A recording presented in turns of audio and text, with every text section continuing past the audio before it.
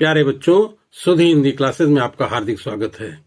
यदि आप चैनल पर पहली बार हैं तो सब्सक्राइब जरूर करें, अपने दोस्तों को ज्यादा से ज्यादा शेयर करें जिससे कि इसका लाभ सबको मिल सके।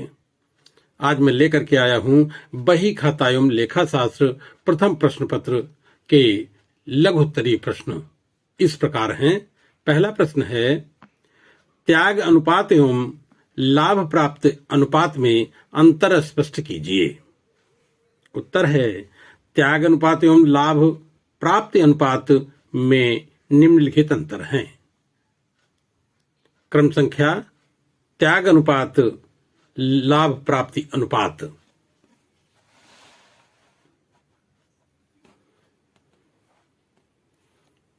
नंबर 1 है, त्याग अनुपात में पुराने साझेदारों द्वारा नए साझेदार को दिया गया अपने हिस्से का अनुपात ही त्याग अनुपात कहलाता है।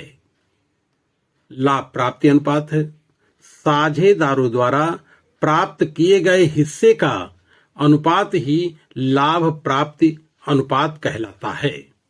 नंबर 2 है, यह अनुपात नए साझेदार के प्रवेश के समय ज्ञात किया जाता है। लाभ प्राप्ति अनुपात में यह अनुपात साझेदार द्वारा अवकाश ग्रहण या मृत्यु की दशा में ज्ञात किया जाता है।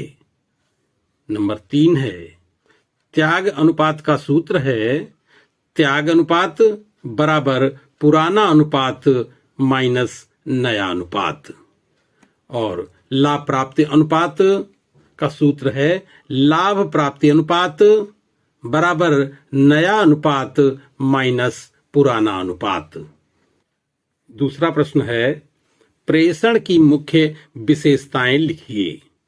उत्तर है, प्रेषण की निम्नलिखित विशेषताएं एवं लक्षण हैं।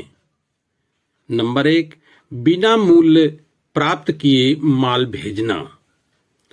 प्रेषण बिना मूल्य प्राप्त किए ही अपने प्रतिनिधि एजेंट को माल विक्रय करने के उद्देश्य से भेजता है। नंबर 2, माल पर प्रधान का स्वामित्व। प्रेषक द्वारा भेजे गए माल पर नियंत्रण प्रतिनिधि का होता है, किंतु स्वामित्व प्रेषक का ही रहता है। नंबर 3 है, प्रतिनिधि के व्ययों का भुगतान। प्रधान प्रतिनिधि को माल की प्राप्ति एवं बिक्री के संबंध में किए गए उचित व्ययों का भुगतान करता है। तीसरा प्रश्न है, परिशोध कमीशन क्या है? उत्तर है, परिशोध कमीशन कभी कभी प्रेषित उधार माल की बिक्री की राशि वसूल करने का उत्तरदायित्व भी स्वयं अपने ऊपर ले लेता है। ऐसी स्थिति में कोई राशि अशोध्य हो जाती है तो प्रेषित को उस हानि की पूर्ति स्वयं करनी पड़ती है। अतः प्रेषित को उस सेवा एवं जोखिम उठाने के बदले साधारण कमीशन के अतिरिक्त अलग से जो कमीशन मिलता है उसे परिशोध कमीशन कहते हैं। इसका सूत्र है परिशोध कमीशन बराबर उधार बिक्री की राशि गुणे परिशोध कमीशन की दर बटे 100। अगला प्रश्न है, प्रश्न संख्या 4, प्रेषण तथा विक्रय में अंतर बताइए। उत्तर है, प्रेषण तथा विक्रय दोनों अलग अलग क्रियाएं हैं। प्रेषण तथा विक्रय में निम्नलिखित अंतर हैं। क्रम संख्या, प्रेषण, विक्रय। क्रम संख्या नंबर 1, प्रेषी द्वारा माल विक्रय करने पर उत्पन्न लाभ पर अधिकार प्रेषक का होता है। विक्रय में क्रेता द्वारा माल का पुनः विक्रय करने पर उत्पन्न लाभ पर अधिकार क्रेता का होता है। नंबर 2, इसमें प्रेषक द्वारा प्रेषी को सूचनार्थ बीजक बनाकर भेजा जाता है। विक्रय में माल के विक्रय की दशा में पक्का बीजक दिया जाता है। नंबर 3 है प्रेषी द्वारा बेचे गए माल पर प्रेषक उसे निश्चित दर से कमीशन देता है। विक्रय में इसमें विक्रेता क्रेता को कोई कमीशन नहीं देता है। अगला प्रश्न है प्रेषण व्यय से आप क्या समझते हैं? उत्तर है प्रेषण व्यय। जब प्रेषक प्रेषित को माल भेजता है तो उसे कुछ व्यय करना पड़ता है, जैसे पैकिंग व्यय, निर्यात कर या चुंगी आदि। माल की सुपुर्दगी लेने तथा माल की बिक्री पर प्रेषिती को भी कुछ व्यय करना पड़ता है, जैसे रेल किराया चुकाना, गोदाम किराया आदि।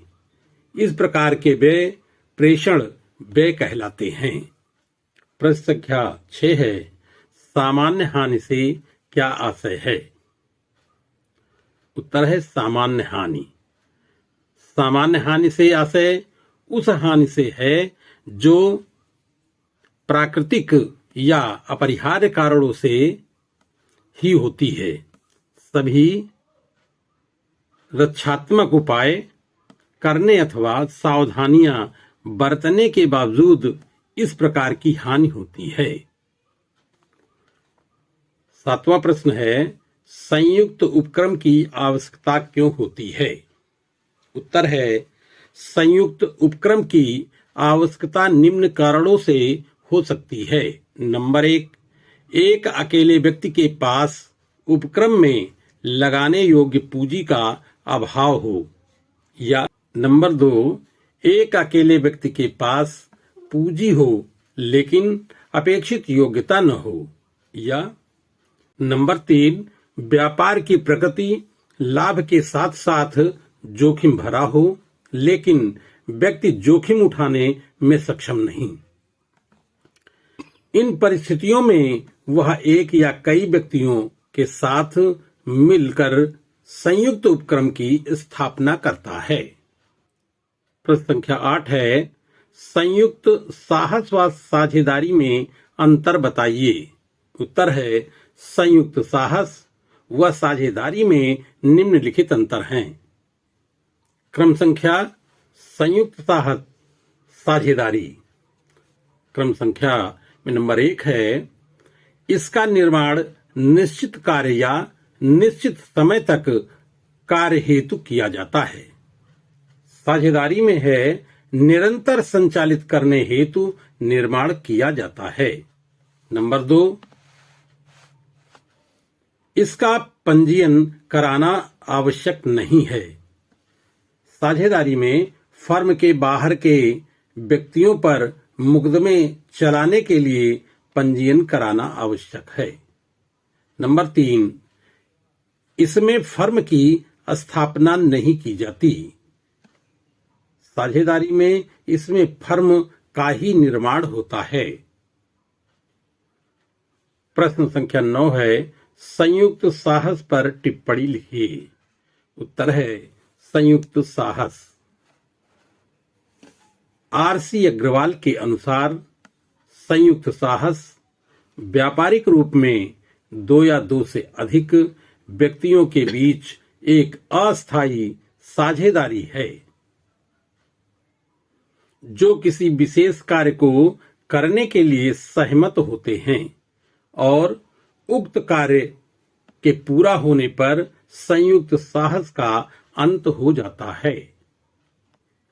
जब 2 या 2 से अधिक व्यक्ति किसी व्यापार विशेष में पारस्परिक लाभ के लिए किसी फर्म के नाम के उपयोग के बिना अस्थायी रूप से साझा करते हैं तो उसे संयुक्त उपक्रम अथवा सह उद्यम कहते हैं।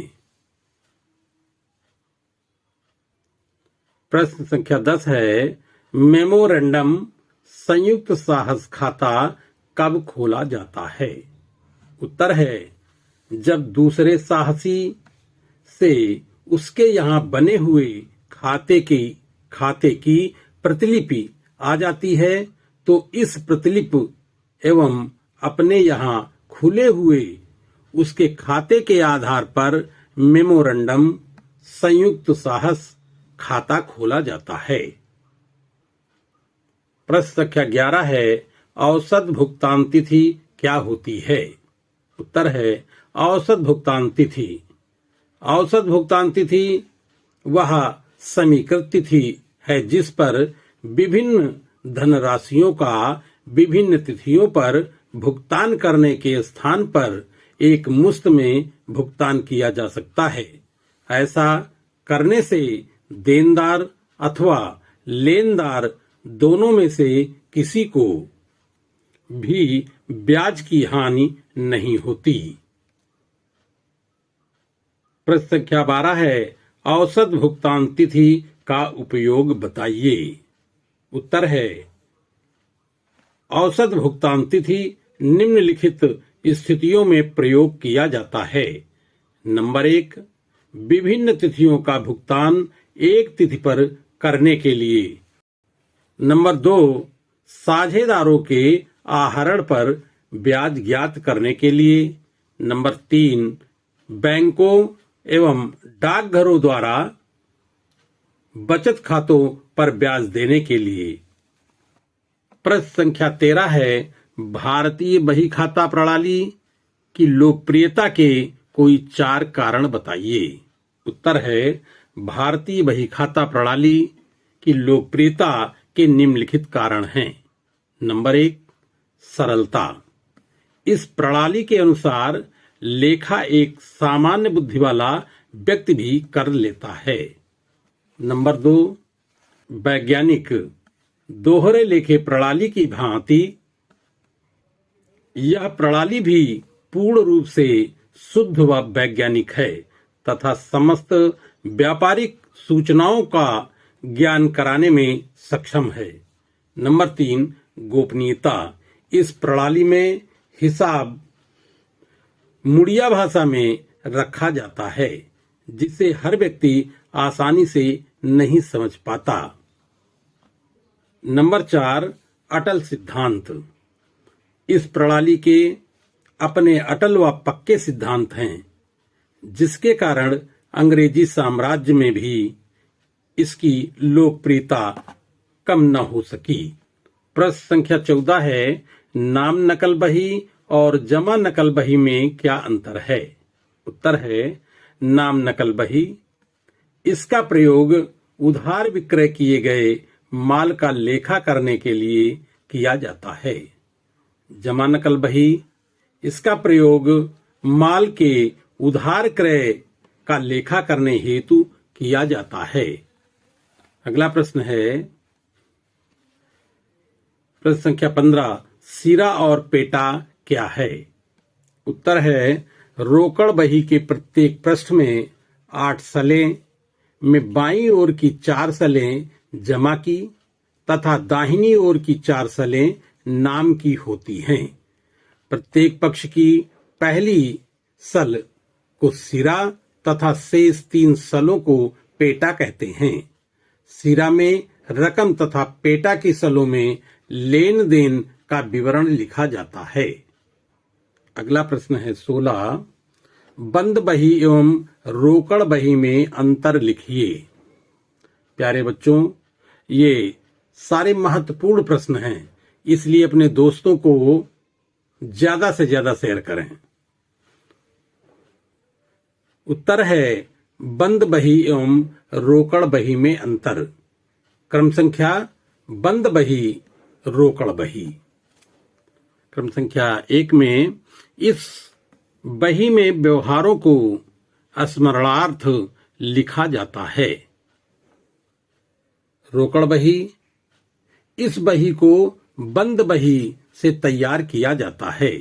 नंबर 2, बंद बही में इस बही का शेष ज्ञात नहीं किया जाता है। रोकड़ बही में इस बही का शेष निकाला जाता है। नंबर 3, यह बही रखना व्यापारी के लिए अनिवार्य नहीं है। रोकड़ बही, यह बही रखना व्यापारी हेतु अनिवार्य है। प्रश्न संख्या 17 है, पक्की रोकड़ बही से क्या आशय है? पक्की रोकड़ बही में लेखे करने की विधि लिखिए। पक्की रोकड़ बही। पक्की रोकड़ बही कच्ची रोकड़ बही की सहायता से तैयार की जाती है। यह कच्ची रोकड़ बही का संक्षिप्त एवं स्वच्छ स्वरूप है। इसे प्रतिदिन न लिखकर साप्ताहिक या पाक्षिक लिखा जाता है। पक्की रोकड़ बही में लेखे करने की विधि। पक्की रोकड़ बही में लेखे करने की विधि कच्ची रोकड़ बही में लेखे करने की विधि के समान ही है। अंतर केवल इतना ही है कि पक्की रोकड़ बही में समान प्रविष्टियों को अलग अलग न लिखकर कच्ची रोकड़ बही से संकलित कर इकट्ठे रूप में लिखा जाता है। प्रश्न संख्या 18 है, बीजक बही किसे कहते हैं? उत्तर है बीजक बही माल के उधार क्रय का लेखा करने हेतु जो बही प्रयोग में लाई जाती है उसे बीजक बही या जमा नकल बही कहते हैं। इसमें लेखा प्राप्त बीजकों की सहायता से किया जाता है। इसमें केवल एक जमा का पक्ष होता है। इसमें प्रत्येक पृष्ठ में 6 सलें होती हैं।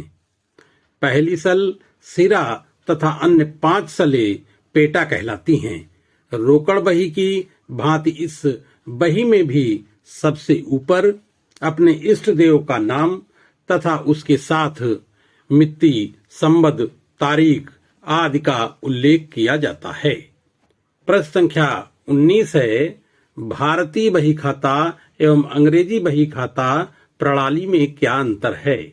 उत्तर है भारतीय बही खाता एवं अंग्रेजी बही खाता प्रणाली में निम्न अंतर हैं। क्रम संख्या भारतीय बही खाता प्रणाली, आगे है अंग्रेजी बही खाता प्रणाली। नंबर 1, बहियों में पन्नों को मोड़कर सलवटें डाली जाती हैं जिन्हें सले कहते हैं। अंग्रेजी बही खाता प्रणाली है रजिस्टरों में छपे हुए रूलदार स्तंभ बनाए होते हैं जो कि आवश्यकतानुसार छोटे बड़े होते हैं। नंबर 2, इसमें बाईं ओर जमा पक्ष और दाहिनी ओर नाम पक्ष होता है। अंग्रेजी बही खाता में इसमें बाईं ओर ऋणी तथा दाहिनी ओर धनी पक्ष होता है। प्रश्न संख्या 20 है, भारतीय बही खाता प्रणाली के क्या दोष हैं? उत्तर, भारतीय बही खाता प्रणाली अंग्रेजी बही खाता प्रणाली की तुलना में कम विकसित तथा वैज्ञानिक है। इसके निम्नलिखित दोष हैं। नंबर 1, लंबी लंबी बहियां रखी जाने की वजह से ये असुविधाजनक होती है। नंबर 2, आधुनिक समय में यह प्रणाली पुरानी प्रतीत होती है। नंबर 3, इस प्रणाली में खानेदार बहियों का प्रयोग नहीं किया जाता। प्रश्न संख्या 21 है, असामान्य हानि से क्या आशय है? उत्तर है असामान्य हानि। असामान्य हानि ऐसी हानि है जो असामान्य परिस्थितियों जैसे आग लग जाने, चोरी हो जाने या किसी दुर्घटनावश माल खराब या नष्ट हो जाने के कारण होती है। असामान्य हानि आकस्मिक एवं अनिश्चित कारणों से अथवा लापरवाही के कारण घटित होती है। प्यारे बच्चों, वीडियो को ज्यादा से ज्यादा अपने दोस्तों को शेयर करें जिससे कि इसका लाभ सबको मिल सके। धन्यवाद।